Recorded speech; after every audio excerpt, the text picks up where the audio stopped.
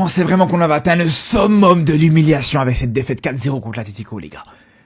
Mais vous savez à quoi de pire que de se faire humilier par l'Atlético, que de se prendre 4 buts par l'Atlético en une mi-temps, que de se faire éliminer en une mi-temps sur un match aller-retour. C'est que cette même équipe, 3 jours plus tard, elle se prend 3-0 contre le Rayo Vallecano. Franchement, c'est ça qui est encore pire, les gars. Comment le Rayo Vallecano, qui joue le maintien en Liga actuellement, a pu faire mieux que le Barça contre l'Atlético? Je comprends pas, les gars. Alors, ok, c'est vrai, vous allez me dire, ouais, l'équipe d'Atlético a été remaniée, il y a eu des changements, voilà, c'est pas exactement la même équipe, les gars. Mais moi, ce que je retiens, c'est qu'en fin de match, ils ont fait rentrer leurs vrais joueurs. Ils ont fait rentrer les Lookman, il y avait Julian Alvarez à la fin du match, il y avait tout le monde qui était présent sur la fin de la rencontre.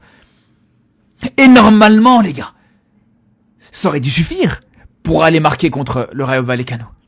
Parce que contre nous, en 30 minutes, c'était plié. Il aura fallu 30 minutes, même pas. En 7 minutes, ils avaient réussi à marquer déjà un but, ouvrir le score. Mais que là, le Rayo Vallecano a posé plus de problèmes à l'Atlético Madrid que nous.